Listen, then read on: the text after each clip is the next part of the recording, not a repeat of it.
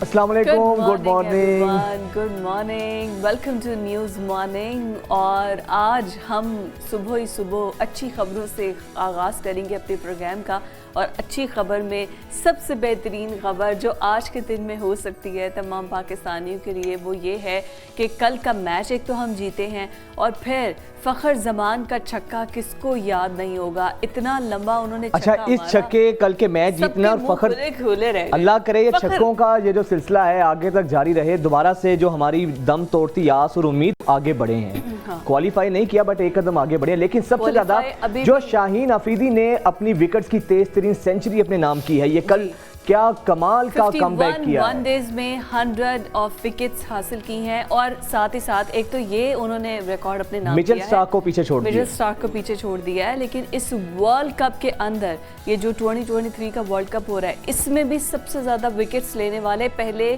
یہ بالر بن گئے ہیں۔ ایک تو انہوں نے اپنی 100 جو سینچری ہے وہ سکور کی ہے وکٹس کی، اور پھر اس کے بعد جو ہے وہ انہوں نے جو ورلڈ کپ ہے اس میں بھی اب یہ ٹاپ پر آ چکے ہیں کہ سب سے زیادہ وکٹس اگر کسی نے اس ٹورنامنٹ میں لی ہیں تو وہ ہمارے شاہین افریدی، اور ابھی بھی دعا کریں، زیادہ تعریف نہ کریں، نظر لگ سکتی ہے، دعا کریں یہ جو ان کا کم بیک ہے، اینالسٹ ہے نا وہ یہی کہہ رہے تھے کہ شاہین جو ہے وہ ابھی آؤٹ آف فارم ہے، وہ اس طرح پرفارم نہیں کر رہا ہے باقی کے میچز میں، اور اب دیکھیے کہ انہوں نے ریکارڈ بھی بنا دیا ہے، انہوں نے اس ورلڈ کپ میں سب سے زیادہ وکٹس بھی حاصل کر لی ہیں، اور ابھی بھی وہ ان کو، لیکن میں ان کو ہم تب مانیں گے تب سمجھیں گے جب یہی پرفارمنس ان کی آگے نیوزی لینڈ اور دوسرے جو ٹیمز کے ساتھ میچ ہے ان کے ساتھ ہوں گی، اللہ کرے نظر نہ لگے اب ہماری ٹیم کو، لیکن بڑا شاندار کم بیک کیا ہے۔ پھر دوسرا شاہین افریدی کی، لیکن ٹیم دیکھیں نا، ٹیم بھی تو بنگلہ دیش تھی، کم آن، ٹیم تھوڑی، یہی بات تو میں کہہ رہا ہوں، لیکن بنگلہ دیش ہو جو بھی ہو، کھیلنے تو سب گھر سے آئے ہیں، بنگلہ دیش بھی کئی دفعہ بہت اچھا کھیل جاتی ہے، لیکن یہی جو کنٹینیوٹی ہے، جو میچ پوری ٹیم پتہ لگا کہ جیلنگ ٹیم ہوئی ہے، پوری ایک کمپوز ٹیم ہمیں نظر آئی، یہ بیٹنگ بالنگ ہر چیز بڑی سنک تھی، ایگریسو سٹارٹ ہم نے کیا۔ لیکن شاہین افریدی کو ہم نے جو اپنا مونولوگ تھا ٹریبیوٹ ہم نے شاہین افریدی سے سٹارٹ کیا ہے، کیونکہ انہوں نے یہ پہلے پاکستانی جو ہیں وہ بالر بن گئے ہیں جنہوں نے اپنی تیز ترین سینچری سکور کی ہے، اور صرف 51 جو ہیں وہ انہوں نے میچز کی، 50 میچز پر انہوں نے ڈبل سینچری کر لی ہے، مطلب ہر میچ کی ایوریج لگائی جائے تو انہوں نے ہر میچ میں ایوریج 2 وکٹس بس اب اتنی تعریف نہ کریں کہ پھر نظر نہ لگ جائے ان کو، خدا نہ خاصا انفٹ نہ ہو جائے۔ ہائی لائٹس کی جانب بڑھتے ہیں، دوبارہ سے پھر میچ پر بات کرتے ہیں۔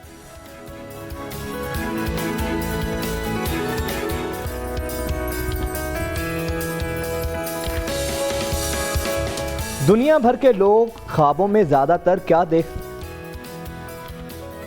شاہینوں نے کیسے کیا بنگال ٹائیگرز کا شکار؟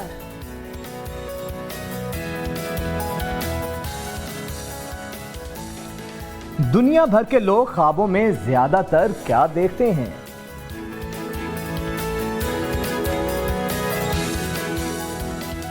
سوتنوں کی لگائی بھجائی کا انجام، اداس چہروں حسرت بھری نگاہوں کا پاکستان کو الوداع،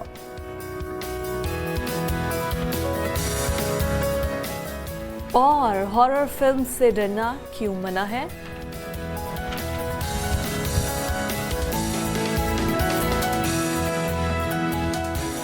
دوبارہ سے میچ کی بات کرتے ہیں، کیا شاندار وکٹری پاکستان نے کل حاصل کی ہے، شاندار فتح ہے، لگاتار 4 میچ ہارنے کے بعد یہ ان کی فتح تھی، یہ بھی لیکن یہ جب فتح ہے تو اس کا لازمی پرانے دکھ آپ نے تازہ کرنے ہیں، جو فتح ہے اس پہ اس کا کریڈٹ دینا اب ان کو، سیریز بائی سیریز۔ اب یہ بھی ورلڈ کپ جو ہے وہ بھی ہم اپنے ناظرین کو بتا دیں کہ ورلڈ کپ کی ہسٹری میں پاکستانی ٹیم کے ساتھ پہلی بار ایسا ہوا ہے کہ وہ کنٹینیوسلی لگاتار 4 میچز جو ہے ہارے ہیں، اس کے بعد جا کے 5واں میچ جیتے ہیں۔ بالکل، اور یہ بھی پہلی دفعہ پاکستان کے ہاتھ ہوا ہے کہ پاکستان کے ساتھ ہوا ہے کہ ورلڈ کپ میں ہم افغانستان سے ہارے ہیں، لیکن کوئی نہیں، میچ ہے، کرکٹ نام ہی اسی چیز کا ہے، ایسی چیزیں ہوتی رہتی ہیں، وہ لوگ بھی اپنے گھروں سے کھیلنے کے لیے نکلے ہیں نا، بٹ کریڈٹ دیں گے ہم پوری ٹیم کو، ورنہ آپ دیکھیں نا پی سی بی کا جو ہمارے اس وقت حالات چل رہے ہیں، ان حالات کے اندر ہماری ٹیم کا اتنا شاندار پرفارم کرنا بڑا ایک اس کا کریڈٹ جاتا ہے، اللہ کرے، لیکن ہماری دعا یہی ہے، یہ تو بنگلہ دیش کی ٹیم تھی، اس پہ پھر بھی ہم چلے مارجن دیتے ہیں، شاہین افریدی اچھا کھیلے ہیں، پھر فخر زمان کو جب موقع دیا ہے تو انہوں نے بڑا شاندار بیٹنگ کا مظاہرہ اچھا کیا ہے. فخر زمان نے 9 چوکے لگائے ہیں لیکن عبداللہ نے 7 چھکے لگائے ہیں. اب یہ دیکھیے عبداللہ کی اننگز بڑی فاسٹ پیس پہ تھی, اس کا رن ریٹ بھی دیکھا جائے عبداللہ نے, ہاں لیکن بابر پرفارم نہیں کر سکے کل کے میچ میں. بابر ہمارے کپتان ہیں اور ابھی تک آئی تھنک بابر نے پورے ورلڈ کپ میں نہ تو کوئی سینچری سکور کی ہے نہ ہی کوئی ایکسٹرا آرڈنری اننگز کھیلی ہیں. جب پتہ چلے کہ ٹیم کو ایک بڑے رنز کی ضرورت تھی تو وہ کوئی, حالانکہ ہی از اے ورلڈ کلاس بیٹر. آگے 2 میچز ہمارے ہیں اور اگر ہم اسی ایگریسونیس کے ساتھ کل کی طرح اسی اسپرٹ کے ساتھ اگر ہم کھیلتے ہیں تو بہت مشکل بھی نہیں ہے دونوں میچز کو جیتنا. دونوں میچز کو جیتنا تو جو ہے وہ اٹس ناٹ امپاسبل, لیکن اس کا یہ شیورٹی نہیں ہے کہ آپ نے, نہیں امپاسبل نہیں ہے نا, آپ کہہ رہی ہیں ناٹ پاسبل نہیں ہے, مطلب اتنا امپاسبل بھی نہیں ہے کہ ہم نہ جیت سکے. لیکن آپ یہ دیکھیے کہ آگے سیمی فائنل کی یہ ٹکٹ نہیں ہے. اگر آپ تینوں میچز جیت بھی جاتے ہیں پھر بھی یو ہیو ٹو ویٹ کہ رن ریٹ پہ آنا ہوگا نا. نہیں, رن ریٹ کے علاوہ بھی باقی ٹیمز کا ہارنا بڑا ضروری ہے, کیونکہ اگر بنگلہ دیش اور نیوزی لینڈ اور پھر اس کے بعد بنگلہ دیش تو خیر اب نیچے آ جائے گی ہم سے, افغانستان کی ٹیم ہے, شری لنکا کی ٹیم ہے, نیوزی لینڈ کی ٹیم ہے, ان کا میچز ہارنا بھی بڑا زیادہ ضروری ہے. قسمت کی دیوی ہم پہ ہمیشہ سے بڑی مہربان ہوئی ہے, ہمیشہ ہی ہم ایف اینڈ برڈز کے ساتھ ورلڈ کپ میں آگے گئے ہیں, تو اس دفعہ بھی انشاءاللہ ایسا ہی ہوگا. اسامہ مند سپورٹس اینالسٹ ہمارے ساتھ موجود ہیں. Osama welcome to news morning. Osama کیا کہیں گے, کل بنگلہ دیش کی ٹیم سامنے تھی اس لیے آپ کو ہم اتنا زبردست پرفارم کرتے نظر آئے ہیں, یا واقعی میں آپ کو لگتا ہے کہ اب ہماری ٹیم نے کم بیک کیا ہے؟ شاہین کی بولنگ وہ جس کے منتظر تھے ہمیں کل دیکھنے کو ملی, پھر فخر زمان, پھر اس کے علاوہ عبداللہ شفیق. تھینک یو ویری مچ جی, آپ نے اپنے شو پہ لیا اس کا بہت شکریہ. آپ لوگ دونوں بڑا اچھا انالیسس کر رہے تھے, تو بات آپ کی ٹھیک ہے. ابھی بنگلہ دیش کی ٹیم تھی, یہ ذرا ریلیٹیولی ایزی ٹیم ہے. اگلے 2 میچز پاکستان کے کافی ٹف ہیں, مگر پاکستان اس ٹائم اپنے میچ تو ہمیں جیتنے ہی جیتنے ہیں. ہم اس ٹائم اور ریزلٹس پہ بھی فوکس کر رہے ہیں, ہم یہ کر رہے ہیں کہ باقی ریزلٹ بھی ہمارے فیور میں جائیں. اچھا, یہ ویسے اچھی بات ہے کہ ہم نے خود تو جیتنا ہے, چلے ہم نے باقیوں کی ہار کی بھی دعا مانگنی ہے. اصل میں ہماری آگے جانے کی جو کوالیفائی ہے وہ اگلوں سے مشروط ہے نا, ان پہ ڈیپینڈنٹ ہے. لیکن یہ ایسا ہو بھی نہیں سکتا تھا کہ ہم دوسروں پہ ڈیپینڈنٹ رہتے, یہ ہماری بھی کچھ بے وقوفیاں ہیں. اچھا, فار دا نیکسٹ میچ ابھی فخر زمان جو واپس آئے ہیں یہ ایک اچھا تھا, شاداب کو سائڈ پہ کر کے اسامہ میر کو لے کر آئے ہیں. آپ کو لگتا ہے کہ نیکسٹ میچ میں Shadab is going to come back? اچھا, یہ بڑا امپورٹنٹ پوائنٹ ہوگا کیونکہ دیکھتے ہیں کس کو لے کے آئیں گے. آپ نے اگر نوٹ کیا ہو تو اسامہ میر اس میچ میں بھی کوئی اتنی اچھی بالنگ نہیں کرائی, اور اسپن ڈپارٹمنٹ ہمارا ویسے ہی بالکل نہیں چل رہا, پورے ورلڈ کپ میں نہیں چل رہا. اور اگلے دونوں میچز جو ہیں وہ میچز ٹف ہیں دونوں. ایک میچ نیوزی لینڈ کے خلاف ہے, ایک آخری میچ انگلینڈ کے خلاف ہے. تو یہ بڑی ٹیمز ہیں, یہ ہماری اسپن بالنگ کو ٹارگٹ کرے گی. آئی تھنک ان کو اسامہ میر کے ساتھ ہی جانا چاہیے, کیونکہ شاداب ہم نے دیکھا ہے ایشیا کپ اس کے بعد ورلڈ کپ ابھی تک فارم میں نہیں آ رہے. تو پاکستان کی جو اسپن بالنگ ہے نا وہ ابھی تک اس پہ ایک سوالیہ نشان ہے, ایک بڑا کوسچن مارک ہے. لیٹس سی یہ اگلے میچ میں کس کو کھلاتے ہیں, لیکن اسپن بالنگ جو ہے وہ بہت بڑا کنسرن ہے ابھی تک. ایبسلیوٹلی. اور جہاں تک ہماری بیٹرز کی بات ہے, جیسے ہم پہلے بابر اعظم کی بات کر رہے تھے کہ ہی از ناٹ پرفارمنگ, کل کے میچ میں بھی کچھ پرفارم نہیں کر سکے وہ.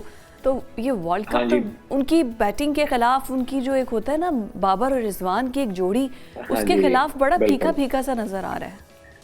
بالکل جی, ایسے ہی ہے. پاکستان کو جب بھی ہم بڑے میچ جیتے ہیں تو اس میں بابر اعظم کا بڑا رول ہوا ہے. بابر اعظم کا جو سٹارٹ ہے وہ ہمیں چاہیے ہوتا ہے, مگر انفارچونیٹلی اس ورلڈ کپ میں ابھی تک بابر سے ہم وہ اننگز نہیں دیکھ سک رہے جو بابر سے ہم چاہ رہے تھے کہ وہ کھیلے گا.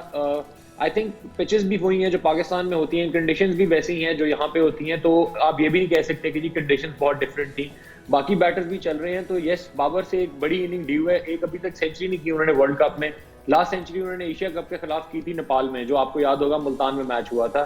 تو بابر کی ایک بڑی اننگ ڈیو ہے, اور بابر اوبیسلی جب زیادہ رنز کریں گے تو پاکستان کے لیے بہت اچھی پوزیشن میں ہوگا پاکستان اس ٹائم. اچھا اسامہ, یہ بتائیے گا اب یہ جو ہم نے دیکھا کہ کل کے میچ میں جو 3 چینجز ہوئی, فخر زمان کی اور اس کے علاوہ اسامہ میر کی, تو آپ کو لگتا ہے کہ اب یہی کھلاڑی کنسسٹنٹ ہو کر آگے ان کو چانس دیا جائے گا, یا دوبارہ اگلے میچ میں کوئی چانسز ہیں چینجنگ کے؟ اچھا, فخر کی تو مجھے لگ رہا ہے یہ کھیلیں گے, کیونکہ آپ کو پتا ہے امام بالکل فارم میں نہیں ہے. امام کو کافی چانسز ملے ہیں, تو امام کو انہوں نے میرا خیال ہے اس میچ میں ریسٹ کرائیں گے, اگلے میچ میں فخر کو کھلائیں گے. اور فخر کیونکہ آپ کو پتا ہے فارم میں آ گئے, یہ ایسا بیٹسمین ہے کہ کہ جب یہ چلتا ہے تو یہ سنگل ہینڈڈلی میچ لے جاتا ہے. تو کل بھی ہم نے دیکھا فخر نے اچھی بڑی اننگ کھیلی, وہ اپنے 100 کے لیے نہیں گئے, ان کو پتا تھا ہم نے میچ جلدی ختم کرنا ہے اپنے رن ریٹ امپروو کرنے کے لیے. تو فخر نے ایک اچھی اننگ کھیلی. تو آئی تھنک فخر کی تو پلینگ 11 میں جگہ کنفرم ہے. اور محمد وسیم جونیئر بھی کھیلیں گے کیونکہ آپ نے کل ان کی بھی بالنگ دیکھی. ہم سارے شاہین کا ذکر تو کر رہے ہیں مگر ہم نے کسی نے وسیم کا زیادہ ذکر نہیں کیا. انہوں نے 3 وکٹ لی اور تینوں بولڈ کیے انہوں نے کل, تو بڑی اچھی ان کی بالنگ تھی. Waseem junior yes he was playing good, انہوں نے بڑی اچھی بالنگ کی ہے. اسامہ مجھے تھوڑا وہ نظر آئے کہ وہ اتنا اچھا وہ بال کو ڈال نہیں رہے تھے, لیکن وسیم جونیئر نے بڑا اچھا کیا. یہ تو آپ نے بڑا اچھا بہت زبردست کھیل.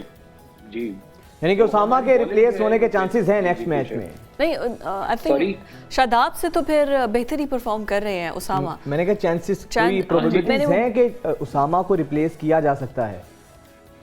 ہاں جی دیکھیں کوئی پتہ نہیں ہے کیا کرتے ہیں نیکسٹ میچ میں. ایک پلیئر تو یہ چینج کریں گے لیکن آئی تھنک جو کیونکہ یہ وننگ کمبینیشن ہے, آپ کو پتا ہے جب پاکستان ٹیم میچ جیت جائے تو پھر وہ نیکسٹ میچ میں ہم نے پاسٹ میں بھی یہی دیکھا ہے کہ ٹیم چینج نہیں کرتے. ہمارا کیپٹن ہی چینج ہو سکتا نہیں, کیپٹن اب آپ کا ورلڈ کپ کے بعد چینج ہوگا. I was going to ask the same question کہ ہمارے کیپٹن کوئی تھوڑا سا ریسٹ کروا دیں, کوئی درمیانی راستہ نکالے جس طرح ہمارے سیاستدان آئین میں سے راستہ نکال لیتے ہیں نا. کوئی ایسی بھی کوئی شیخ ہو, کوئی ایسی کوئی ہماری وہ کوئی درمیانی راہ نکلتی ہو کہ کیپٹن کو جو ہے نا تھوڑی دیر کے لیے سائڈ پر رکھ کے کسی اور کو بنا دیا جائے. کیپٹن نا آپ کے کیپٹن اب ورلڈ کپ کے بعد چینج ہوگا, جس پہ کافی آپ نے دیکھا ہوگا سوشل میڈیا میں بھی کافی کیا کہتے ہیں شور ہو رہا ہے کہ کپتان کی پرفارمنس نے ٹھیک. ذکا اشرف صاحب نے بھی اس چیز کا نوٹس لیا ہے اور خبریں جو آ رہی ہیں P C B headquarter سے وہ یہی ہیں کہ کپتان once he is back, once the team is back after the world cup. انہوں نے 11 نومبر کو انگلینڈ کے خلاف آخری میچ کھیلنا ہے, تو اگر ٹیم ہماری سیمی فائنل میں نہ گئی تو یہ بوائز جب واپس آئیں گے یقیناً یہ ون ڈے میں کپتان چینج کر دیں گے. ون ڈے میں کپتان چینج ہوگا لیکن ٹیسٹ میں بھی رہ سکتے ہیں. I think changing is good. Test میں بھی ہو سکتا ہے. ہاں جی ٹیسٹ میں بھی ہو سکتا ہے. سرفراز احمد کا نام لیا جا رہا ہے ٹیسٹ کیپٹنسی کے لیے. لیٹس سی, یہ آئی تھنک کیپٹن چینج تو ہونا ہی ہے ونس ہی از بیک.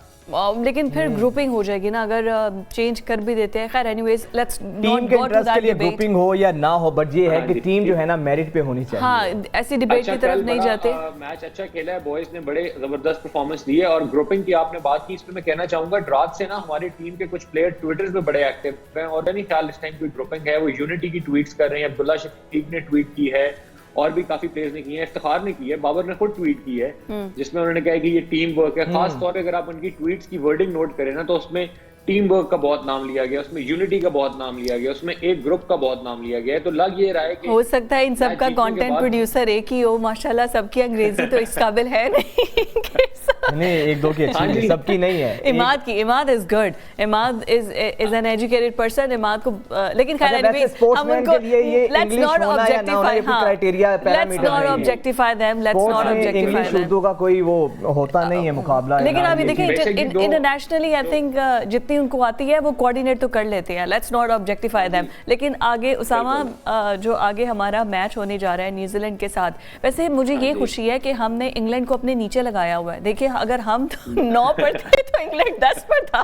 وہ اس میں ہمارا کوئی کمال نہیں ہے, اس میں ہمارا کوئی کمال نہیں ہے, اس میں ہمارا کوئی کمال نہیں ہے. وہ انگلینڈ کی ٹیم بھی جو ہے نا اس کے اندر بھی پاکستان والی روح, ذرا پاکستان کی روح آئی. انگلینڈ کی ٹیم تو یہ ڈیفینڈنگ چیمپئنز ہیں, کسی نے نہیں سوچا تھا کہ یہ ورلڈ کپ میں آئیں گے, ان کے ساتھ یہ ہوگا. ایک میچ ابھی تک جیت سکے ہیں, افغانستان سے بھی ہارے ہوئے ہیں. تو یس انگلینڈ کے بھی کیمپ سے بڑی عجیب خبریں آ رہی ہیں, وہ بھی کہہ رہے ہیں ہم نے ODI کرکٹ زیادہ نہیں کھیلی. بہرحال ہم ان سے اوپر ہیں, ہمیں بڑی خوشی ہے اس چیز کی, اور یہی چیز ہمیں ہمارے دماغ میں ہوگی جب ہم ان سے کھیلنے جائیں گے. یہ team confidence at the lowest point ہے اور ان کو میچ ہرانے کا اس سے اچھا موقع ہو نہیں سکتا. بٹ یو نیور نو, یہ انگلینڈ کی ٹیم ہے, ان کو بھی پتا ہے وہ ٹورنامنٹ سے باہر ہیں. ویسے آپ امیجن نہیں کر سکتے ہیں کہ وہ ٹیم جو کہ کرکٹ کی پائنیئر ہے, جس نے کرکٹ کو انوینٹ کیا ہے, اور اس ٹیم کا یہ حال ہو. اچھا انگلینڈ کو دیکھ کے ہمیں تھوڑا سا حوصلہ ہوتا ہے, اگر انگلینڈ کی یہ حالت ہے چلو پھر تو لیکن اگر آپ یہ دیکھیں اگر کل کا میچ بھی ہم ہار جاتے تو بنگلہ دیش نے تو ڈائریکٹلی کوالیفائی کرنا تھا چیمپئنز ٹرافی کے لیے 2023-2025 کی چیمپئنز ٹرافی کے لیے. یہ بڑی انٹرسٹنگ چیز ہوئی ہے. چلتے ٹورنامنٹ میں ICC نے کہہ دیا کہ جی ٹاپ 7 ٹیمز ہیں وہ چیمپئنز ٹرافی کے لیے کوالیفائی کریں گی. تو وہ سب ٹیموں کو اس ٹائم اپنی دوڑ کی پڑ گئی ہے, اور انگلینڈ اس ٹائم جو ہے انگلینڈ کی بھی وہ چیمپئنز ٹرافی ایٹ اسٹیک ہے. انگلینڈ اور نیدرلینڈ کا میچ جو ہے وہ بڑا امپورٹنٹ ہوگا اس لیے. اچھا تو آگے اب اسامہ یہ کلیئر کر دے ہمیں, سیمی فائنل میں پہنچنے کے لیے ہم کس ٹیم کی ہارنے کی دعا پوری پاکستانی قوم مانگے؟ سب کی اپنے کے علاوہ یہ نہ اپنی ٹیم کو ہارنے کی دعا مانگے. نہیں ہمیں تو ہمارے 2 میچ رہ گئے ہیں, ہمیں تو دونوں میچ جیتنے, دیر از نو کوسچن اباؤٹ اٹ, ہمارے تو مسٹ.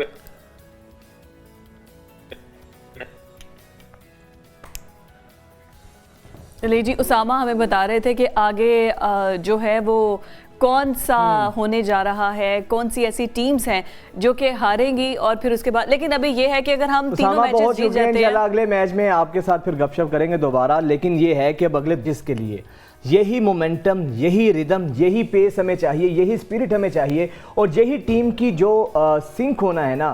اگر کل کی طرح ہماری ٹیم کھیلتی ہے تو نیوزی لینڈ اور انگلینڈ کو ہرانا کوئی بڑی بات نہیں ہے. جی جی, وہ بنگلہ دیش تھی اور یہ نیوزی لینڈ کی ٹیم ہے نیکسٹ میچ. پاکستان آپ کو پتا ہے بڑی سے بڑی ٹیم سے جیت جاتی ہے, چھوٹی سے چھوٹی سے ہار جاتی ہے, تو ہمیں اچھے کی امید رکھنی چاہیے. اچھے کی امید رکھتے ہیں اور اس کے ساتھ ہی اچھی سی بریک لیتے ہیں. بریک کے بعد ایک دفعہ پھر سے آپ کو خوش آمدید کہیں گے. بات کریں گے فلسطین کے حوالے سے. تو اسرائیل کے جو وزیر اعظم ہیں نیتن یاہو, انہوں نے ایک دفعہ پھر سے پوری دنیا پر واضح کر دیا ہے کہ جنگ جو ہے اب یہ ختم نہیں ہوگی ہے جب تک ایک بھی فلسطینی باقی نہیں بچتا. انہوں نے کہا کہ جنگ اگر ختم کرنے کا اعلان کرتے ہیں تو اس کا مطلب ہے کہ ہم نے حماس کے آگے ہتھیار ڈال دیے ہیں, اور ہم ایسا بالکل بھی نہیں کریں گے. انہوں نے کل جب بیان دیا ہے, اور پھر کل اینٹنی بلنکن جو امریکی وزیر خارجہ ہیں, جب وہ پریس کانفرنس کر رہے تھے تو ان کی پریس کانفرنس کے دوران پھر جو فلسطینی خاتون تھیں انہوں نے احتجاج کیا ہے, بینرز اٹھا کر نعرے بازی لگائی ہے, اور جو سیکیورٹی والے تھے وہ ان کو گھسیٹتے ہوئے پریس کانفرنس سے باہر لے گئے.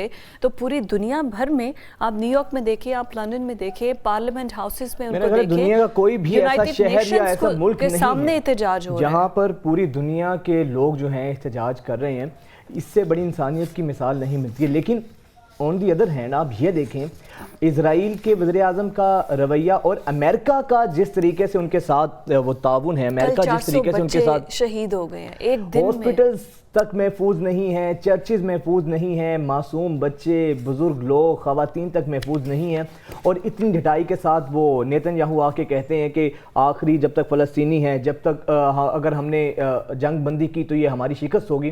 ایسا ان کے منہ کو میرے خیال سے کہ وہ لہو لگ گیا بچوں کا, ان معصوم لوگوں کا, کہ ایک بھی چیز, ان کوئی بھی چیز میرا خیال ہے کہ دل کو نرم نہیں کر پا رہی ہے. کس حد تک سفاکیت ہے پوری دنیا میں. اب میرا خیال ہے کہ یہ واضح ہو چکا ہے کہ اسرائیل کے جو لوگ شروع میں حمایتی بھی تھے وہ بھی اب ان چیزوں کو دیکھ کر ان کے بھی دل دہل گئے. پتہ نہیں ان کے پتھر کے دل ہیں, ان کو کوئی رحم تک نہیں آتا. آپ دیکھیں امریکہ کھڑا ہے, انگلینڈ کھڑا ہے, کینیڈا نے اپنی پوری جو شورٹی ہے وہ اس کو دی ہوئی ہے, لیکن اگر یہ سب کھڑے ہیں, یہ ایک ایگزامپل تھی کہ ایک فلسطین کے ساتھ اگر تمام مسلم یا عربز کھڑے نہیں ہوئے ہیں, جیسے مسلم امہ جسے کہا جاتا ہے, تو اس کا مطلب ہے یہ کسی پر بھی اٹیک کریں گے, کسی پر بھی اٹیک کریں گے. آپ یہ دیکھیں یونیسیف کی جو رپورٹ سامنے آئی ہے, یونیسیف کی رپورٹ میں کہا گیا ہے کہ روزانہ 420 معصوم بچے اسرائیل کے ظلم و ستم کا نشانہ بن رہے ہیں. اس کے علاوہ خواتین ہیں. اچھا یہ محتاط اندازہ ہے 420, لیکن جس طریقے سے وہاں پہ فلسطینیوں کی جینوسائیڈ ہو رہی ہے تو تعداد تو اس سے بہت زیادہ 10,000 سے زائد کہا جا رہا ہے کہ ابھی تک شہادتیں ہو چکی ہیں, لیکن مجھے لگتا ہے کہ اس سے بھی بہت زیادہ ہوگی یہ, اور پھر یہ کسی بڑی جنگ کا جو ہے نا پیش خیمہ ہے کہ یہ پھر جو ورلڈ وار کی طرف ہے نا یہ اس کی طرف جائے گی, کیونکہ اس میں ساری بڑی قوتیں جو ہیں وہ اس میں شامل ہیں ہمارے مسلم ممالک کو چھوڑ کے, کیونکہ ان کے طرف سے تو کچھ بھی ہوتا رہے فلسطین پہ صرف زبانی جمع خرچی کیا جا رہا ہے. لیکن اب جو لگ رہا ہے کہ یہ جنگ جو ہے نا کچھ نہ کچھ ابھی ہو رہا ہے, جس طرح یمن نے باقاعدہ اعلان کیا ہے.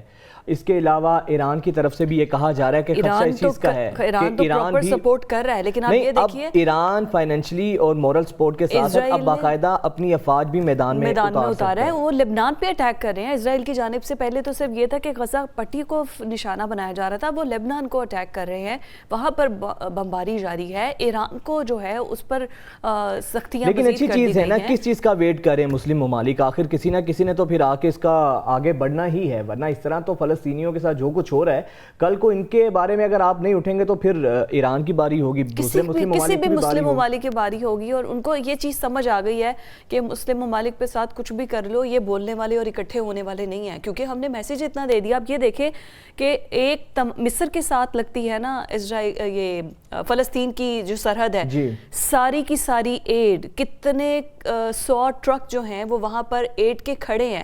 طبی عملہ وہاں پر کھڑا ہے, میڈیسنز وہاں پر موجود ہیں, لیکن وہ بارڈر کراس نہیں کر سکتے کہ اسرائیل کی پرمیشن چاہیے اور اس کے بعد وہ بارڈر کراس کریں گے. اس میں ہمارے مصر میں جو مصر کی گورنمنٹ ہے نا, اس کے اوپر بہت بڑا سوالیہ نشان ہے. اس سے پہلے جب اخوان المسلمون کی جو صدر مرسی تھے, جب ان کی گورنمنٹ آئی تھی تو انہوں نے باقاعدہ اس سرحد کو کھول دیا تھا. لیکن آپ کو پتہ ہے کہ پھر اس کے بعد فتح السیسی جس نے ان کی حکومت کو اس کا تختہ الٹا, وہ جرنیل جو اس کو پوری ویسٹ کی آشیرواد حاصل ہے, تو وہ تو انہی کے ایجنڈے پر ہے, انہی کے جو ایجنڈے کی تکمیل پہ گامزن ہے, تو ان سے کیا توقع رکھنا. بٹ خیر کہیں نہ کہیں کچھ نہ کچھ تو اب ہونے جا رہا ہے. جلال محمود صاحب جو کہ فلسطینی صحافی ہیں, وہ اس وقت ہمارے ساتھ موجود ہیں. بہت شکریہ سر, خوش آمدید کہیں گے آپ کو. جلال صاحب, ہم کسی ایک ملک کی سفارتی ناکامی کی بات نہیں کرتے ہیں. اس وقت پوری دنیا جو کہ یہ تماشا دیکھ رہی ہے, جس طرح اسرائیل ظلم و ستم کر رہا ہے فلسطینیوں پر, نہتے لوگوں پر, آپ نہیں سمجھتے پوری دنیا کی ہی ایک سفارتی ناکامی ہے, اس میں کسی ایک مسلم ملک یا غیر مسلم ملک کا ہاتھ نہیں ہے؟ جی بسم اللہ الرحمن الرحیم. دیکھیں صورتحال اس وقت بہت زیادہ گمبھیر ہوتا جا رہی ہے.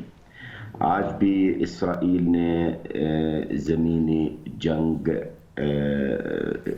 شروع کر دیا, زمینی حملے انہوں نے شروع کر دیا, لیکن اللہ کا شکر ہے وہ ناکام ہوئے ان کے. اور آپ کو اور آپ کے ناظرین کو یہ بریکنگ نیوز دے دوں کہ آج ہمارے مجاہدین نے غزہ کے اندر جب اسرائیل کے زمین حملہ شروع ہوا تو انہوں نے, ہمارے مجاہدین نے تقریباً لگ بھگ 22 ٹینک ختم کر دیا, انہوں نے تباہ کر دیا. یہ بھی ایک اسرائیل کی ناکامی بھی ہے. باقی جو آپ کا سوال تھا جو سفارت کاری ہے, دیکھیے سفارت کاری سے کچھ نہیں ہونے والا ہے. اسرائیل نے ارادہ کر لیا اور اسرائیل کا ارادہ ہی یہی ہے کہ حماس کو ختم کرنے کا. اسرائیل کا ارادہ یہی ہے کہ مزید فلسطینیوں کو شہید کرنے کا. اسرائیل کا یہ ارادہ ہے کہ مزید اور فلسطینیوں پہ دباؤ ڈال دیا جائے, بالکل ٹھیک ہے, ڈال دیا جائے کہ وہ نقلی اپنے بالکل ٹھیک ہے. لیکن یہ بتائیے جلال صاحب کہ ابھی حماس ہوئے ان کی اسٹریٹجی کیا نظر آ رہی ہے آپ کو؟ اسرائیل کی تو بالکل لاؤڈ اینڈ کلیئر ہے کہ وہ جنگ چاہتے ہیں اور وہ ہتھیار ڈالنے والے نہیں ہیں, تو حماس کی اسٹریٹجی کیا نظر آتی ہے آپ کو؟ کہ حماس کا ابھی چند منٹ پہلے حماس کا جو کمانڈر ابو عبیدہ صاحب کا ایک بیان ہے, ہم دیکھ رہے تھے. اپنے بیان میں اس نے بڑی باتیں کی ہے. اس نے کہا کہ ہمارے اندر حوصلہ اور ہمارے پاس ابھی بھی وسائل ہے کہ ہم اس دشمن سے لڑنے کے لیے ابھی بھی ہم تیار ہیں اور بھی تیار رہیں گے, اور ہمارا پاس ابھی بہت کچھ باقی ہے. تو انشاءاللہ حماس ہمارے مجاہدین ہمارے آنکھوں کی تار ہیں, انشاءاللہ ان کا پاس ابھی بھی بہت سرپرائزز ہیں. یہ بقول ان کا ہے. لیکن جلال صاحب, اب اسرائیل کا غزہ کی جنگ بندی سے انکار, یہ عالمی برادری کے لیے کتنی بڑی ناکامی ہے, ان کی سبکی ہے کہ اکیلا اسرائیل کھلی بدماشی کر رہا ہے اور کوئی اس کو پوچھنے والا نہیں ہے. دیکھیے اسرائیل اس وقت شرمندہ ہے.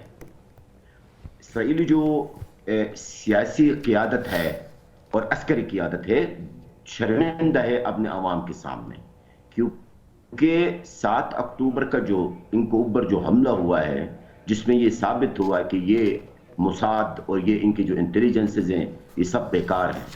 یہ اس وقت کبھی بھی جنگ بندی کی طرف نہیں جائیں گے, کیونکہ جب تک وہ اپنے فیس سیونگ, اپنی عزت بحال کرنے کے, جب تک وہ اپنی عزت کو بحال نہیں کریں گے, میرے خیال میں وہ جنگ بندی کی طرف نہیں جائیں گے.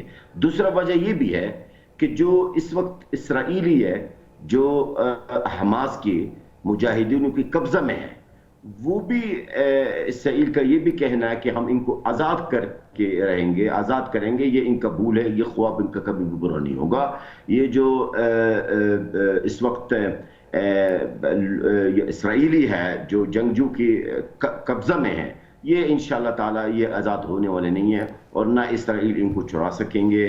یہ اس وقت چھٹ جائیں گے جب ہمارے فلسطینی قیدی جو بالکل ٹھیک ہے. اچھا جلال صاحب یہ بتائیے کہ ابھی تک جو بچوں کی معصوم بچوں کی شہادتیں ہیں وہ ایک رپورٹ کے مطابق جو گزشتہ 4-5 سال سے جو جنگیں جاری ہیں مختلف دنیا بھر میں، ان میں سب سے زیادہ ریکارڈ ان کچھ دنوں کے اندر ہو چکی ہیں. تو کھلم کھلا خلاف ورزی اسرائیل کر رہا ہے ان تمام قوانین کے جو کہ انٹرنیشنل لاز ہیں. تو کیا کوئی انٹرنیشنل لابی ایسی ہے، کوئی یونائٹڈ نیشنز ایسا ادارہ ہے کہ اسرائیل کو کٹہرے میں لا سکے گا؟ کون اس کو لائے گا کٹہرے میں؟ اسرائیل کا احتساب کون کرے گا سر؟ کون کر سکتا ہے اسرائیل کا احتساب؟ ہے کس میں غیرت ہے؟ دیکھیں میں کچھ الفاظ کہوں گا لیکن آپ مہربانی کر کے میرے الفاظ اپنے ناظرین کو ضرور سنائیے گا. جی اسرائیل کا احتساب کون کرے گا؟ کوئی نہیں کرے گا جناب. ہمارے مر چکا ہے، ہمارے امت مسلمہ اب وہ امت مسلمہ رہی نہیں ہے. کون احتساب کرے گا ان کا؟ یا ان کو کٹہرے میں کون لائے گا؟ مجھے بتائیے نا. ہمارے حکومت ہے محمود عباس صاحب کی، جو وہ ان کی ملازم ہے. کون کرے گا ان کا؟ یا مصر کی حکومت ہے، یا اردن کی حکومت ہے، یا سعودیہ کی حکومت ہے جو ان کے بیچ اسرائیل کے بیچ. کون کرے گا ان کا؟ کوئی نہیں کرے گا سر، کوئی بھی نہیں کرے گا. ان کا احتساب ہے. اور میں آج آپ کو بتا دوں اور آپ کے ناظرین کو، ہمارے جو چھوٹے چھوٹے بچے جن کو 3 ٹکڑا کیا گیا ہے، اس کا گناہگار سب سے پہلے ہمارے مسلمان برادر ہے، ہمارے امت مسلمہ ہے، وہ ہے سب سے پہلے گناہگار ہے، جن کے آنکھوں کے سامنے فلسطینی مسلمان بچوں کا 3 ٹکڑے کیا جا رہا ہے مسجد الاقصی کی خاطر. کس چیز کی خاطر ہے؟ آپ مجھے یہ بتائیں. آج یہ آپ مجھے بتائیں، اور میں آپ کے ناظرین سے یہ سوال کرنا چاہ رہا ہوں کہ یہ فلسطینوں پہ جو بیت رہی ہے اس وقت غزہ کے اندر، یہ سب کچھ کیوں ہے؟ کس لیے؟ مسجد الاقصی کے لیے نا سر. مسجد الاقصی صرف ہمارا تو نہیں ہے نا، ہم سب کے لیے ہے، سب مسلمانوں کا ہے. یہ ایمان ہے، عقیدہ ہے، ہمارا دین ہے، ہمارا عزت ہے، ہمارے آنکھوں کا تارا ہے مسجد الاقصی. تو یہ سب کچھ مسجد الاقصی کے لیے ہے نا سر. باقی اسرائیل کی جو احتساب کی بات آپ نے کی ہے یا اس کو کٹہرا ملانے کے، یہ تو میں نہیں سمجھتا ہوں سر. آپ نے جلال صاحب بالکل صحیح کہا ہے، لیکن سر مجھے یہ بتائیں، نہ اسپتال محفوظ ہیں، نہ گھر محفوظ ہیں، نہ مساجد، نہ چرچز محفوظ ہیں، تو کیا دنیا اسی طرح ہی سوتی رہے گی؟ آگے کیا منظرنامہ دیکھ رہے ہیں؟ آپ کو لگ رہا ہے کہ اس کے بعد کوئی ایکشن ہو سکتا ہے کسی مسلم کنٹری کی جانب سے، یا بس ایسے ہی سب خاموش تماشا دیکھتے رہیں گے؟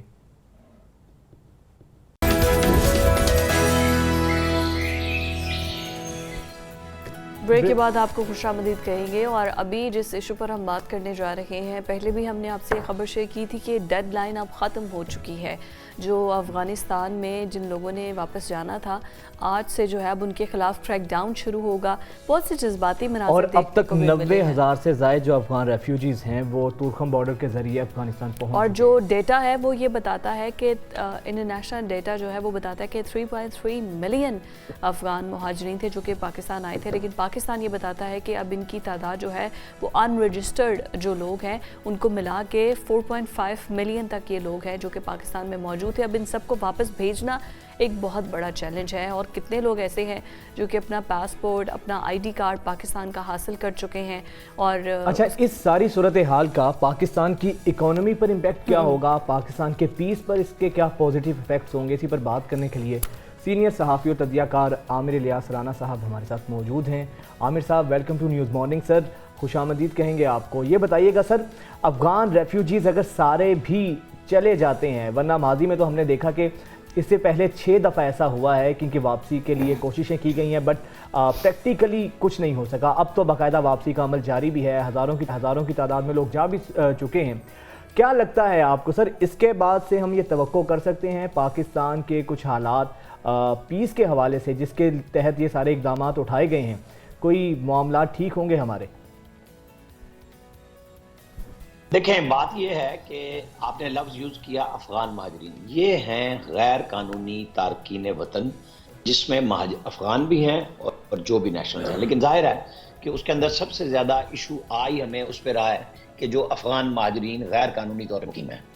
اور ہم دہائیوں سے یہی کام کرتے آ رہے ہیں کہ ہم کہاں بیٹھے ہیں، کہاں جائیں گے، کہ ایک پورا اسلامی بھائی چارے کے نام پہ 40 لاکھ سے زیادہ مہاجرین جس میں رجسٹرڈ بھی ہیں، غیر رجسٹرڈ ہیں، 4 دہائیوں سے ہم سنبھال رہے ہیں، اور ایک پورا ملک، یعنی پاکستان سے گندم، چاول، چینی، چنا، ہر چیز یہاں سے سمگل ہو کے جا رہی ہے جی اور مال کون بنا رہا ہے؟ پاکستان کے بڑے مافیا اور افغانستان کے بڑے مافیا۔ وہ ہر دور میں یہی کام کرتے رہے۔ حکومت پاکستان اپنے ملک کے شہریوں کے لیے گندم امپورٹ کرتی ہے، مہنگے داموں سستے بیچتی ہے، لیکن یہاں سے پھر وہ بھی سمگل ہو جاتی ہے، چونکہ چاندی بنی ہوئی تھی سب کی۔ اور جب اب ہمارے پاس نہ قرضے رہے نہ امداد رہی، تو پھر یہ سوچا گیا کہ اس کا حل کیا ہے۔ تو حل یہ سوچا گیا جس میں حکومت، آرمی سب مل کے ہوا کہ نہیں جی، ایک تو اصل جو ڈالر کا ایشو بن گیا تھا، افغانستان یہیں سے امپورٹ اور سارا یہاں سے لے کے جا رہے تھے اور ان کے مزے بنے ہوئے تھے، پاکستان میں ڈالر ناپید تھا۔ یہ ساری چیزوں نے طے کرایا کہ نہیں، سب سے پہلا کام قانونی طور پہ تو جو لوگ موجود ہیں وہ رہیں، لیکن غیر قانونی افغان مہاجرین سب جائیں۔ اس کے اوپر ایک شور واویلا ہو گیا، آپ دیکھیں سمگلنگ روکی گئی ہے، یہاں پہ قیمتوں میں کچھ استحکام آیا، ڈالر کی قیمت ٹھیک ہوئی ہے، اس سے پیٹرول کے اندر ہمیں تھوڑا بہت ریلیف ملا۔ گورنمنٹ کو رات دینا تھا لیکن نہیں دیا، وہ آئی ایم ایف چونکہ کل آ رہا ہے تو شاید اس وجہ سے کیا ہو، لیکن یہ زیادتی کی گئی ہے کہ جو ریلیف بنتا تھا وہ پاس آن ہونا چاہیے تھا۔ اب جو سوال ہے بنیادی وہ یہ ہے کہ جب ہمارے اندر موجود ہیں، کیونکہ ہمارے لوگ بھی جاتے ہیں غیر قانونی طور پہ، اور آپ کے اور ہمارے سامنے کشتیوں میں مارے بھی جاتے ہیں، ان کو ڈپورٹ بھی کیا جاتا ہے، اور جو ان کے لیگل رائٹس اگر جس ملک نے دیے ہوئے ہیں وہاں پہ شریعت بھی ملتی ہے۔ لیکن جب پاکستان نے طے کیا ہے تو یہاں پہ وہ لوگ زیادہ شور مچا رہے ہیں جنہوں نے ان افغان مہاجرین کی آمد پہ سب سے زیادہ غصہ کیا تھا۔ اب ان کو پختون ولی نظر آ رہی ہے، اب وہ جو ہے وہ بارڈر کو ایک سمجھتے ہیں، دوبارہ پرانی کہانی شروع کر دی انہوں نے۔ کیوں؟ تاکہ ان کے ساتھ اپنا سیاسی طور پہ تعلق بنا سکے، جن کو گالیاں دیتے رہے ساری عمر کہ پاکستان نے کیوں رکھا ہے اور پاکستان نے کیوں ان کو بلایا۔ بالکل ٹھیک۔ جب پاکستان کی حکومت اداروں نے مل کے طے کیا ہے تو اس کو کامیاب ہونا چاہیے۔ اس کے اوپر مغرب سے بھی آوازیں آ رہی ہیں، امریکہ سے بھی آ رہی ہیں کہ نہیں ان کو رہنے دیں، بھائی آپ لے جائیں، جہاز بھرے، آپ پہلے بھی افغان مہاجرین کو لے کے گئے ہیں، آپ لگائیں جہاز۔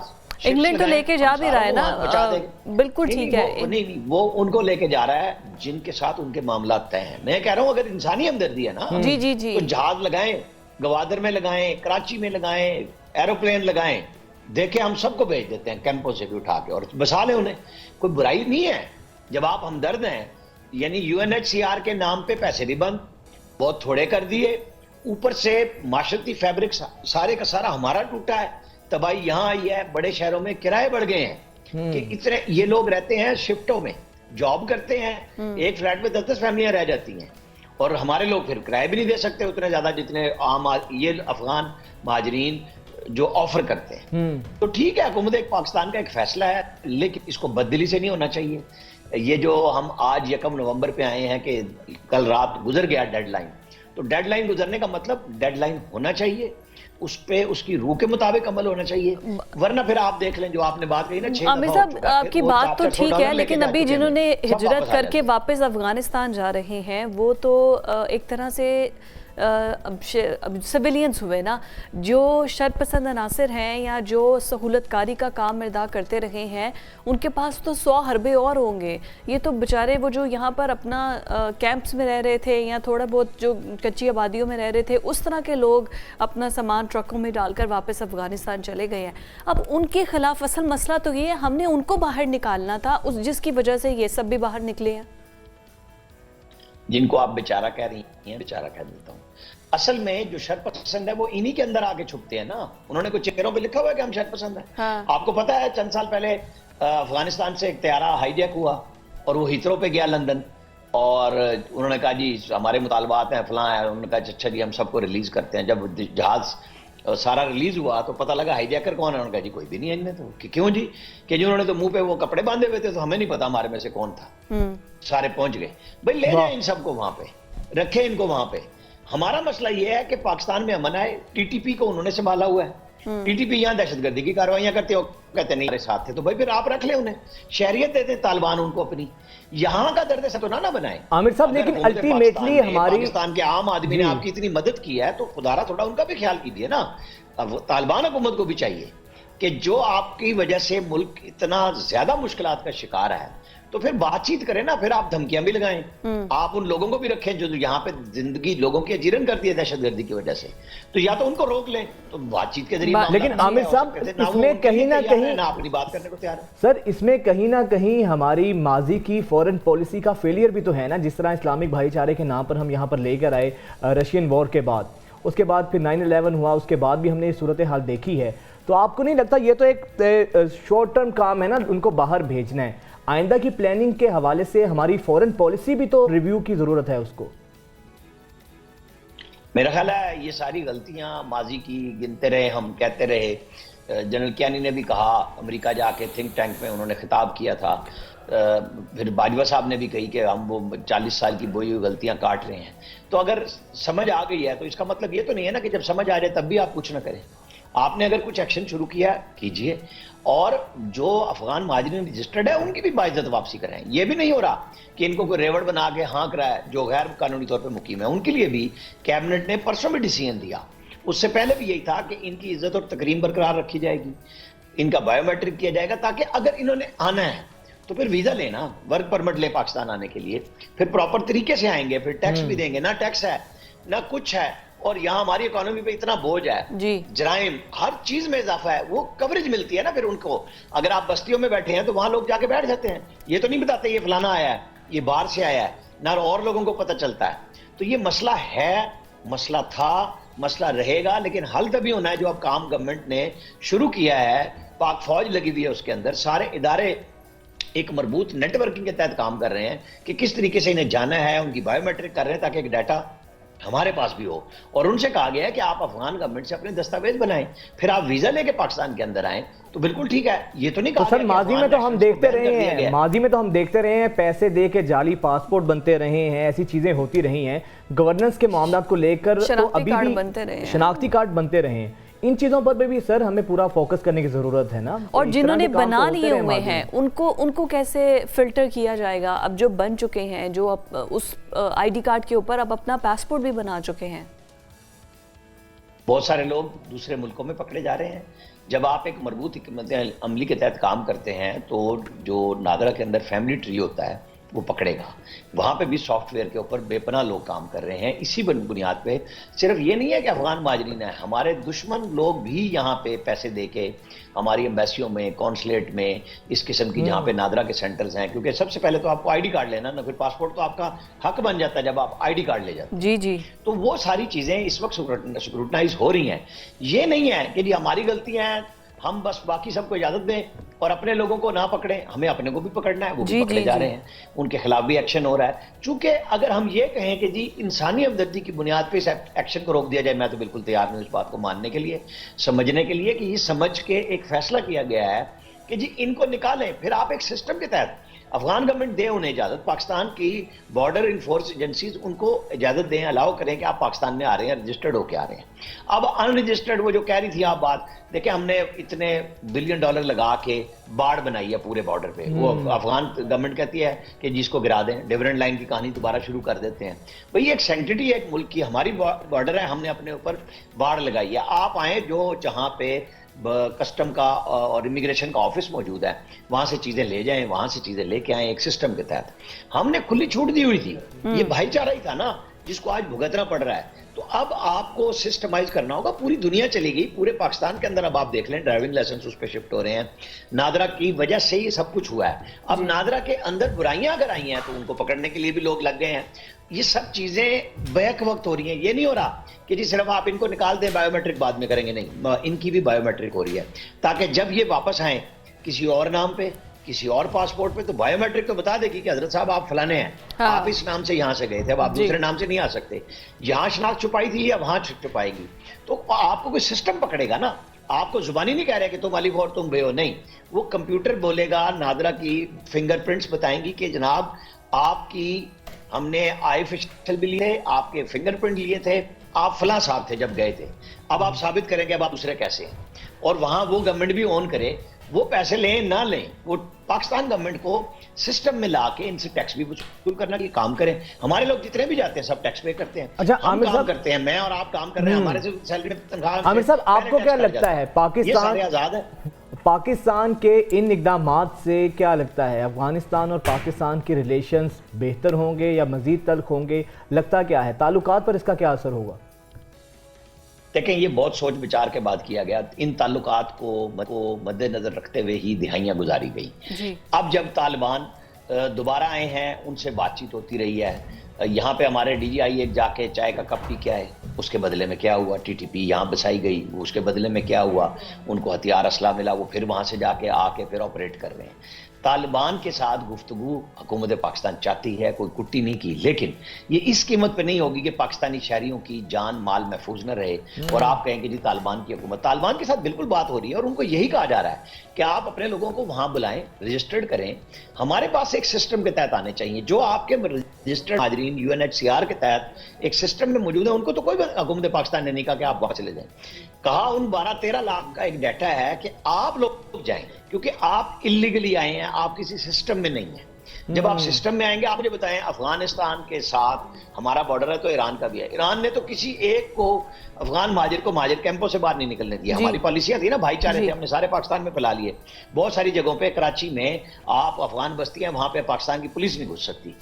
وہ قوانین ان کے اپنے چل رہے ہیں. تو یہ نہیں ہو سکتا کہ ایک ملک میں آپ آئے بھی ہوں، آپ بس بھی رہے ہوں اور آپ مانے بھی نہیں. یہ نہیں ہو سکتا. تو یہ ساری چیزیں مد نظر رکھی گئی ہیں. اس میں دہشت گردی کا عنصر بھی موجود ہے، اس میں لا اینڈ آرڈر کا بھی ہے، سمگلنگ کا بھی ہے. یہ چیزیں دیکھ کے پھر جا کے ایک فیصلہ ہوا کہ نہیں، اب ان کی جو غیر قانونی طور پہ مقیم ہے ان کی واپسی ضروری. اچھا پاکستانی لاز کیا کہتے ہیں؟ جو افغانی نہیں واپس جانا چاہتے، طالبان کی گورنمنٹ کے اندر نہیں آنا چاہتے، تو ایک لیگل پروسیس جیسے یہاں کے لوگ باہر جاتے ہیں، اسائلم اپلائی کرتے ہیں، تو کیا یہاں پر بھی یہ لوگ اسائلم یا تھرو لیگل پروسیجرز کے تحت پاکستان میں رہ سکتے ہیں، کوئی ایسا لیگل پروسیجر اپناتے ہوئے؟ دیکھیں بات سنیں، پاکستان اور برطانیہ میں ایک بڑا کھلی اشروں سے بات چل رہی تھی کہ پاکستانی جاتے ہیں، اسائلم اپلائی کرتے ہیں اور 4-5 اپیلوں میں 5 سال ہو جاتے ہیں اور پھر وہ انڈیفینٹ ویزا اپلائی کر دیتے ہیں، پھر شہریت لے لیتے ہیں.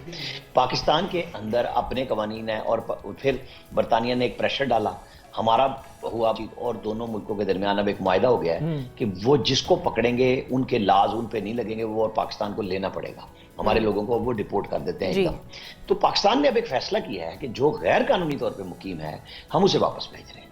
بس بات ختم. اب اگر وہ طالبان میں نہیں رہنا چاہتے، وہ ان کا ملک ہے، یہ ان کی مرضی ہے. یہ ہم کیسے کہہ سکتے ہیں کہ جی آپ اپنے ملک ہی نہ جائیں؟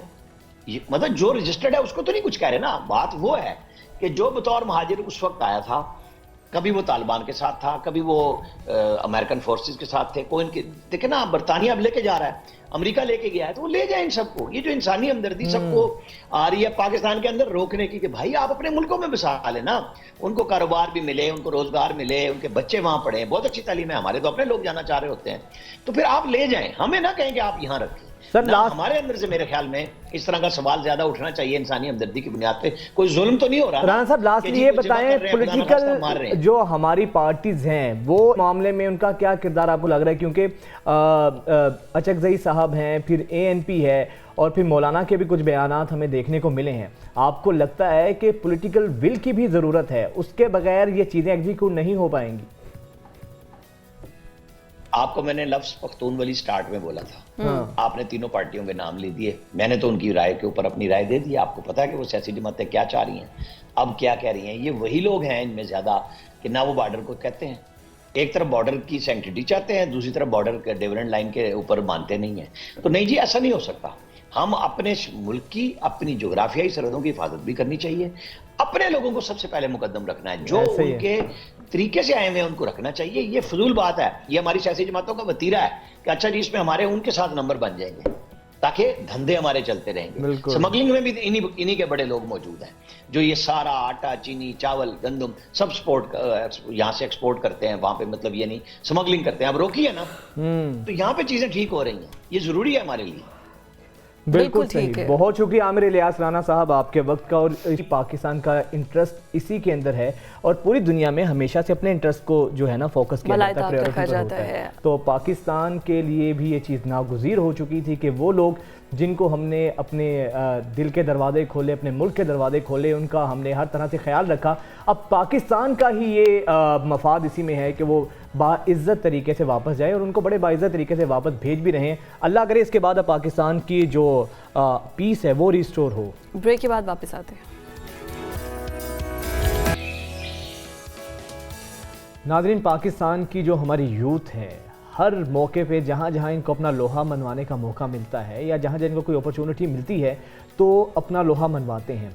आजकल यूथ में बहुत ज़्यादा ट्रेंड है बॉडी बिल्डिंग का, जिसको उर्दू ज़बान में तनसाजी कहा जाता है। तो ऐसे ही आज एक नौजवान से हम आपकी मुलाकात करा रहे हैं जिन्होंने बॉडी बिल्डिंग की दुनिया में अपना नाम बनाया है, गोल्ड मेडलिस्ट हैं और इसके अलावा हैवी वेट क्लासिक गोल्ड और क्लासिक फिजिक गोल्ड मेडल जो है वो भी अपने नाम कर चुके हैं। काशिफ नसीर इस वक्त हमारे साथ मौजूद हैं।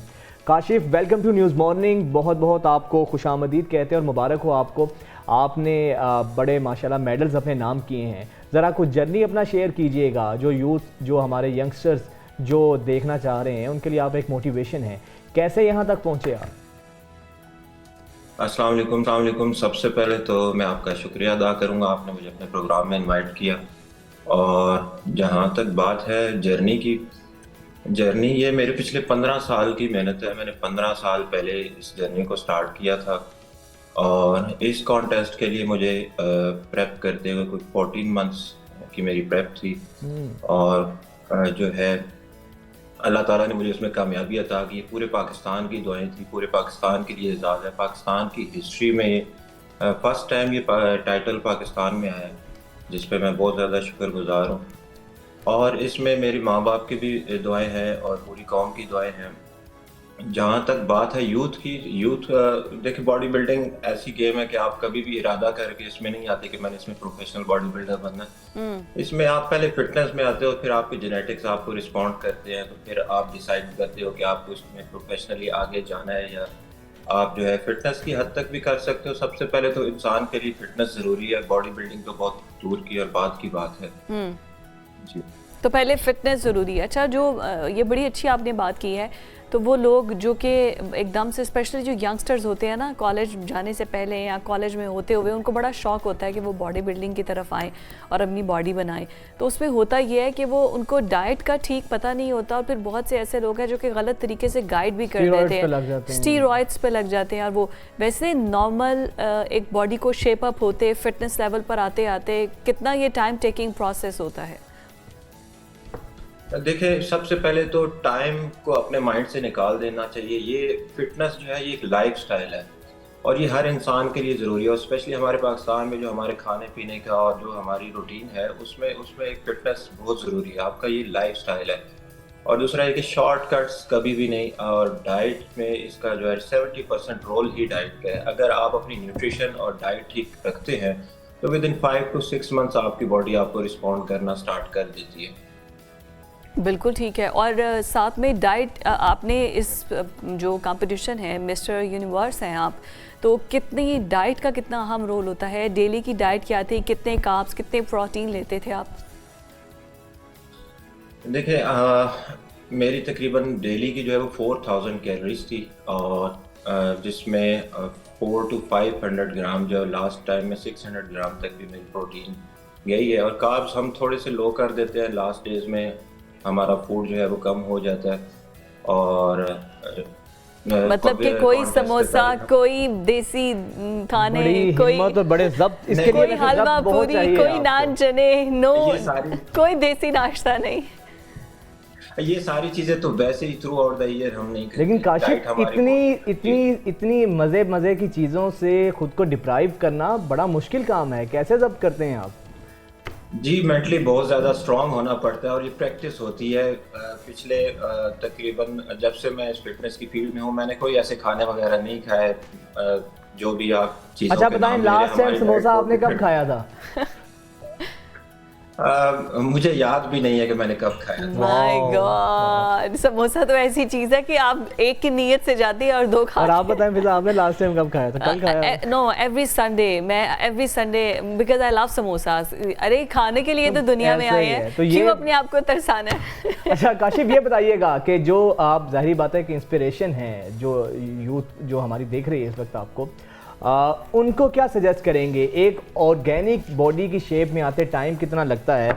और जिस तरह पहले हमने बात की, जो यूथ ओवर द नाइट खुद को एक बॉडी बिल्डर देखने का ख्वाब करती है, देखती है, और फिर उसके लिए स्टीरॉइड्स भी लेती है और पता नहीं क्या कुछ प्रोटीन्स के नाम पर वो खाते हैं। कईयों की तो जान, बहुत ज़्यादा ऐसे लोग हैं जिनकी जान इसमें जा चुकी है, उनको क्या मशवरा देंगे आप? देखें, सिंपली बात यह है कि आपने जो स्टीरॉयड पे और इन चीज़ों पे जो पैसे खर्च करने हैं, उससे बेहतर ये मैं सजेस्ट करूंगा कि आप अपना कोई अच्छा ट्रेनर हायर करें, कोई न्यूट्रिशनिस्ट हायर करें, जिससे आपका प्रॉपर आपको डाइट प्लान दिया जाए और आपका ट्रेनिंग प्लान डिज़ाइन हो, तो आप एक जो प्रॉपर एक रास्ता है उस रास्ते पे चले। अगर लोग क्या करते हैं कि लोग पहले खुद अपने ऊपर जो है एक्सपीरियंसेस करते रहते हैं, जब उसमें फेल होते हैं तो फिर बॉडी बिल्डिंग को बदनाम करते हैं कि जो है वो बॉडी बिल्डिंग की वजह से हम ये हो गया, ये प्रॉब्लम होगी।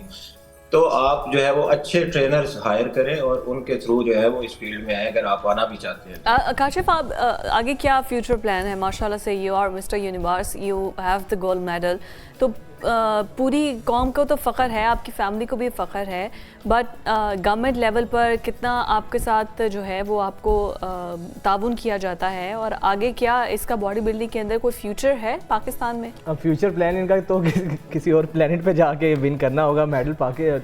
मिस्टर यूनिवर्स तो आप बन चुके हैं। जी, नेक्स्ट मैंने वर्ल्ड चैम्पियनशिप के लिए क्वालिफाई किया जो कनाडा में होने जा रही है जून में, और फ्यूचर प्लान भी बस अभी मैं वापस आया हूँ, कल ही मेरी वापसी हुई है और मेरी अब प्रेप स्टार्ट हो जानी है कल से नेक्स्ट कॉन्टेस्ट की। और जहाँ तक रही बात सपोर्ट की, तो गवर्नमेंट तो सिर्फ क्रिकेट को सपोर्ट करती है।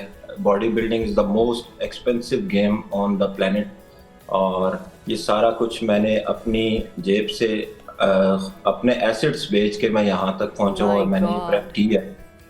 तो कोई काशिफ, फेडरेशन आपकी की तरफ से? फेडरेशन जो, हाँ बिल्कुल यही सवाल कि ये जो फेडरेशंस होती हैं आपकी, इतनी फेडरेशंस बनी हुई हैं, तो ये किसी किस्म का ताउन नहीं करती आप लोगों के साथ? देखिए, फेडरेशंस का ताउन यही था कि उन्होंने हमें मौका दिया है और हमने यहाँ पे जाके पार्टिसिपेट किया है, और बाकी तो सारे एक्सपेंसेस वगैरह हमारे अपने होते हैं। नहीं, मौका किस चीज़ का दिया है? आई मीन क्वालिफाई करना, कोई पाकिस्तान के अंदर भी कोई क्वालिफाइंग राउंड होते हैं? जी, जब आप बाहर खेलने जाते हैं तो आपकी सिलेक्शन होती है। हर कोई भी बंदा ऐसे नहीं कि वो जा सकता है। आपके पाकिस्तान में आपके पास क्या काबिलियत है, आपके पास क्या टाइटल्स हैं, आपने कितने मेडल्स ले रखे हैं, आपकी फिजिक डिजर्व करती है बाहर जाना, इस सारे क्राइटेरिया पे जो है वो आपकी सिलेक्शन होती है स्पेस पे। बिल्कुल ठीक है। तो आगे क्या फ्यूचर की क्या प्लान है? क्या पाकिस्तान में ही इसको जो है वो आपने प्रमोट करना है, इसी फिटनेस को, यही इसी किस्म के मुकाबले? जी, मैं आपको बताता चलूँ कि मुझे पिछले 5 साल से 2 से 3 अरब ममालिक से जो है वो ऑफर्स थी कि मैं उनकी तरफ से खेलूँ, लेकिन आपको पता है कि खेलने के बाद जब जीत के इंसान फ्लैग उठाता है, और एक पाकिस्तानी होने के नाते मैं किसी और कंट्री का फ्लैग नहीं उठा सकता। तो मैंने पाकिस्तान के लिए किया, भले मुझे अपनी जेब से करना पड़ा, लेकिन मैंने पाकिस्तान के लिए किया, और मेरा फ्यूचर प्लान भी है कि मैं पाकिस्तान का फ्लैग लेकर ही चलूँ। अच्छा काशिफ, ये बताइएगा अपनी इस चीज़ जितनी आपने मेहनत की है और यहाँ तक पहुँचे हैं, कितना टाइम चाहिए होता है आपको दिन में अपनी फिटनेस के लिए, एक्सरसाइज करने के लिए? देखिए, ये बॉडी बिल्डिंग जो है ये बाकी सब स्पोर्ट्स से डिफरेंट इस तरह है कि बाकी स्पोर्ट्स जब आप ग्राउंड में होते हैं तो आपकी वहां तक होती है। बॉडी बिल्डिंग 24 आवर्स का लाइफस्टाइल है। जब आप बॉडी बिल्डिंग प्रोफेशनली कर रहे हैं तो फिर आपको सारी चीज़ों से क्विट करना पड़ता है। आप किसी चीज़ को टाइम नहीं दे सकते, कोई गैदरिंग्स नहीं, कोई फंक्शंस नहीं, कुछ भी नहीं। हमें 24 आवर्स एक बॉक्स में रह के लाइफ गुजारनी होती है। डेली वही काम करना होता है जो आप एक रूटीन है आपका, जो टाइम टेबल है। आपको टाइम टू टाइम मील्स लेना होते हैं, हर 2 घंटे बाद हमारा मील होता है। तो ये लाइफस्टाइल, ये कम्प्लीटली एक लाइफस्टाइल और 24 आवर्स की जॉब है। अच्छा, तो मैं वही देख रही है अभी फुटेजेस में भी हम अपने नाजरीन को स्क्रीन पर दिखा रहे हैं, इतने हैवी वेट उठा के आप एक्सरसाइज कर रहे हैं। ہم جیسے جو بیچارے 2 کلو کا وزن نہیں اٹھا سکتے اس میں بھی ہمارے شولڈرز پین کرنا شروع کر دیتے ہیں, جیسے کہ ابھی مجھے شولڈر پین ہے بھی, تو what should I do for that؟ اچھی ڈائٹ. دیکھیے اس کے لیے تھیراپیز ہوتی ہیں ساتھ اور پراپر پروٹوکولز ہوتے ہیں. اگر آپ وہ پروٹوکولز وغیرہ لیتے ہیں اور آپ کے پاس اچھے کوچز ہیں تو انجری سے آپ بچ سکتے ہیں. کاشف مسئلہ تو یہ چیلنج تو یہ ہوتا ہے نا, جس طرح ہمارے ملک میں کوئی اچھی خالص چیز نہیں ملتی تو کیا گارنٹی ہے جو کوچ ہمیں ملے گا وہ بھی اچھا ہوگا. وہ تو الٹا بیچارے کی جیبیں نچوڑ لیتے ہیں, باڈی فزیک تو وہی کی وہی رہتی ہے بلکہ الٹا پہلے سے زیادہ بندہ کمزور ہو جاتا ہے. یہ بھی تو ایک پاکستان میں چیلنج ہے نا. یہ آپ کی ریسرچ ہوتی ہے, یہ آپ اچھے کوچز ہیں پاکستان میں, آپ سرچ کریں تو آپ جو ہے وہ آن لائن ٹریننگز بھی لے سکتے ہیں. بیسک آپ کے پاس پلان ہونا چاہیے کہ آپ نے کرنا کیا ہے, کیسے کرنا ہے. آپ خود بھی کر سکتے ہیں پلان لے کے, ایسی کوئی بات نہیں ہے کہ کوچ آپ کے ساتھ ہوگا تو آپ کریں گے. آپ آن لائن ٹریننگز کر سکتے ہیں, پلان بنوا کے آپ اس پلان کو فالو کر سکتے ہیں. بالکل صحیح, ٹھیک ہے. بہت شکریہ کاشف نصیر آپ کا, آپ کے ٹائم کا. اور میں جو لوگ فٹ رہنا چاہتے ہیں امید ہے ان کو یہ سیگمنٹ اچھا لگا ہوگا. اور فٹنس کے لیے سب سے زیادہ ضروری یہ ہے کہ اپنی صحت کا خیال رکھیں. یہ جو آج کل ہم یہ جنک فوڈ کھاتے ہیں نا, اور ہماری یوتھ کا سب سے بڑا مسئلہ یہ ہے کہ انہوں نے اپنا لائف سٹائل بھی وہی رکھنا ہے, لیٹ سونا ہے, لیٹ ہم لوگ رائزر ہیں, اور اس کے بعد پھر فوڈ بھی ہم نے اپنی مرضی کی لینی ہے. اس کے باوجود پھر اس کے بعد ہم یہ ایکسپیکٹ کرتے ہیں کہ جناب ہماری فزیک صحیح ہو. ہم نے جب تک ہمارا لائف سٹائل نہیں چینج ہوگا تب تک نہیں ہو سکتا. لیکن پتہ ہے تھن کرسپ پیزا کتنا مزے کا ہوتا ہے. یہی مسئلہ ہے ایونچولی سب نیشن کا مسئلہ, ہمارے سب یوتھ کا مسئلہ یہی ہے کہ پیزاز, برگرز اور ایسی چیزیں کھانے کے بعد پھر ہم توقع پھر شولڈرز میں پین ہوتی ہے. ہاں جی, تو پھر یہی اس کا حل نکلے گا. خیر ابھی ایک ڈیٹا ہم آپ سے شیئر کرنے جا رہی ہیں اور بہت انٹرسٹنگ یہ خبر ہے. وہ یہ ہے کہ زیادہ تر لوگ, ایک ریسرچ کی گئی ہے کہ ہم جب سوتے ہیں تو سب کو خواب آتے ہیں, تو آخر وہ خواب موسٹ کامن پوری دنیا میں زیادہ تر لوگوں کو کس قسم کے خواب آتے ہیں. تو پتہ یہ چلا ہے کہ خواب میں سب سے زیادہ لوگ جو ہیں وہ سانپوں کو دیکھتے ہیں. اچھا, ہاں, کوئی انسان نما سانپ بھی ہوتے ہیں, ہم تو حقیقت میں سانپوں سے ملتے ہیں, خوابوں میں بھی سانپ آتے ہیں. اچھا ویسے یہ خوابوں کی تعبیر میں یہ ہے کہ مطلب بڑا کامن ہے کہ جن کو خوابوں میں سانپ اگر کوئی دیکھتا ہے تو اس کا مطلب یہ ہوتا ہے کہ کوئی دشمن جو ہے وہ آپ کے پیچھے لگا ہوا ہے. اس کا مطلب جو ہے وہ یہ بتایا جا رہا ہے. لیکن اب یہ دیکھنا یہ ہے کہ یہ ایک تو ایسا ہوتا ہے کوئی چیز دیکھتے بھی ہے نا, آئی مین کوئی آپ کے حقیقت ہے اگر یہ اس ریسرچ کے اوپر اس کے ریسرچ کے اوریجن پر بات کی جائے تو میں نے تو پتہ نہیں بہت کم خواب میں سانپوں کو دیکھا ہے. لے جی, برازیل کے اندر تقریباً ہر ماہ 3,52,000 اور ترکیہ میں 2,14,000 بار اصل چیز یہ ہے دیکھیں ہر ملک کے خواب ڈیفرنٹ ہوتے ہیں. اب ایک پاکستانی کا خواب کیا ہوگا, پاکستانی کا خواب یہ ہوگا کہ میں جب صبح اٹھوں تو لائٹ آ رہی ہو, پانی آ رہی ہو, میرا بجلی کا بل آٹومیٹکلی میری ایپ سے پے ہو چکا ہو. اب برازیل کا ایپ میں پیسے بھی ہونے چاہیے نا, وہی نا, یہی خواب ہوگا نا کہ ایپ میں پیسے بھی ہوں. اب جو برازیل کا جو ایسے جو ڈیولپ کنٹریز ہیں ان کا خواب تو یہ نہیں ہو سکتا کہ میں نے بل دینا ہے, صبح اٹھوں گا لائٹ نہیں آ رہی ہوگی, ریڈی کیسے ہوں گا. نہیں, یہ بھی ہے نا, یہاں پر رشتہ بھی بڑا زیادہ ہے. پاکستانیوں کو یہ بڑا ہے کہ ہماری پسند کی جگہ پہ ہماری شادی ہو جائے, یہ بہت بڑا ایک مسئلہ ہے. یہ تو یونیورسل خواب ہے نا, یہ تو ہر کسی کا ہوتا ہے. پاکستانی دل تو سب کا ہوتا ہے, لیکن پاکستانیوں کا میرا خیال ہے کہ جو سب سے زیادہ خواب یہی ہوتا ہے کہ راتوں رات وہ اٹھیں, دولت کی ریل پیل ہو, ایسے خواب زیادہ ہوتے ہیں. لیکن ریالٹی میں سب سے زیادہ یہ آتا ہے کہ ہمارے پیچھے کون لگا ہوا ہے, ہم پہ کسی نے دم درود تو نہیں کروا دیا. تو وہ سانپ کو اگر دیکھ لینا تو وہ سارا کچھ جو ہے نا وہ پراپر, اور پھر ہم ہر انسان کو نا شک کی نظر سے دیکھتے ہیں کہ یہی میرا دشمن تو نہیں ہے, یہی میرا دشمن. خوابوں کی تعبیر بھی ہوتی ہے, کچھ خواب ایسے ہوتے ہیں جن کو اگنور نہیں کیا جا سکتا, لیکن زیادہ تر خوابوں کی تعبیر ہم گوگل سے پوچھتے ہیں. اچھا, میں آپ سے پوچھوں کس طرح کے خواب آتے ہیں؟ میں نے صبح اٹھ کے کیا پہننا ہے, یہ والے خواب آتے ہیں کہ صبح پروگرام میں سب سے پہلے اٹھ کے کیا ریڈی ہونا ہے, کیا کرنا ہے, کیا پہننا ہے. پاکستانیوں کے خواب ایسے ہی ہوتے ہیں, وہ زیادہ لانگ ٹرم خواب نہیں دیکھتے, وہ اگلی صبح کے خواب دیکھتے ہیں. صبح اٹھ کے ہم نے ناشتہ کیا کرنا ہے, کہاں جانا ہے, کیا پہننا ہے, تو یہی ہمارے خواب ہیں. لیکن خیر خواب ہوتے ہیں, خواب کی اسلام میں بھی بائی دا وے بہت زیادہ حقیقت ہے. اگر وہ آپ کے سب کانشیس نہ ہو آپ کے, لیکن خواب نعمت بھی ہوتی ہے, آپ اپنے پیاروں سے ملتے ہیں. اصل چیز یہ ہے کہ خواب کی جو سب سے زیادہ خوبصورتی یہ ہے کہ آپ اپنے بچھڑوں سے ملتے ہیں جن کو آپ کبھی دیکھ نہیں سکتے ہیں. خواب میں آپ ان کے ساتھ روزانہ خواب میں ان کے ساتھ آپ اکثر ملاقات کرتے ہیں. تو خواب تو لیکن ایونچولی ہوتا تو خواب ہی ہے. بریک کے بعد प्रोग्राम ख्वाब में ज़्यादा खो गई आप, ये सोते हुए ख्वाब देखना चाहिए, आप जागती आंखों से ख्वाब देखना चाहिए, लेकिन हमारे व्यूअर्स के साथ हमारी अटैचमेंट इतनी होती है कि नहीं जाने को दिल नहीं करता आपका, है ना? बट जाएंगे तो वापस आएंगे। तो कल आपसे मुलाकात होगी। अल्लाह हाफ़िज़।